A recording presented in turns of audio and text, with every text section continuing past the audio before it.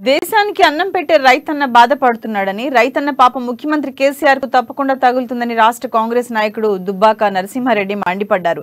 నల్గొండ జిల్లా కంచనపల్లి గ్రామంలో అకాల వర్షాలకు తడిసిన ధాన్యాన్ని ఆయన పరిశీలించారు. వారం 10 రోజులుగా రైతులు ఐకేపీ సెంటర్లలో పడిగాపులు కాస్తున్నా ధాన్యం సేకరించడంలో ప్రభుత్వం నిర్లక్ష్యంగా వ్యవహరిస్తుందని ఆరోపించారు. రైస్ మిల్లర్లు రైతులను నిండా ముంచుతున్నారని మండిపడ్డారు.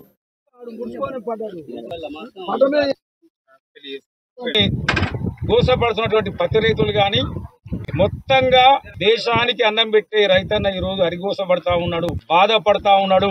ఈ యొక్క పాపం ఈ యొక్క కేసీఆర్ ప్రభుత్వానికి తప్పకుండా తలుగుద్ది, దాని ఫలితం చూస్తారని చెప్పని తెలియజేస్తా ఉన్నాం. మరి ఈ రోజు ఈ కళ్ళంలో ఎటువంటి మౌలిక సదుపాయాలు లేవు. రైతు పొద్దుగాల వచ్చినంటే రాత్రి వరకు ఇదే ఎండకు, ఇదే వానకు, ఇదే బయట పడుకొని బాధపడేటువంటి పరిస్థితి ఉన్నది. కాబట్టి తక్షణం ఒక వారం రోజుల్లో ఖాళీ అయ్యే విధంగా ప్రతి కళ్ళం నుండి కూడా ఒడ్లు తీసుకొని వెళ్లి రైతుకు మధ్యన దళారుల బాధ లేకుండా ఈ ఒడ్లు ఎత్తాలని చెప్పని కోరుతా ఉన్నాం. మొత్తంగా కూడా మేము కూడా మన రైతు ధర్నాప్పుడు కూడా చెప్పాం, ప్రభుత్వం రైస్ మిల్లర్లు కలిసి ఒక డ్రామా ప్రకారం, ఒక పథకం ప్రకారం రైతుల్ని మోసం చేసేటువంటి ఒక వ్యవహారం నడిపిస్తా ఉన్నారు. అంటే ఇప్పుడు రైతులు చివరికి ఏంది, ఇంకా 20 రోజులు ఉండలేక రైస్ మిల్లుడు ఆపితే ఇప్పుడు ఒక సోదరుడు చెప్తా, ఒక లారీకి 3 క్వింటాలు కట్టి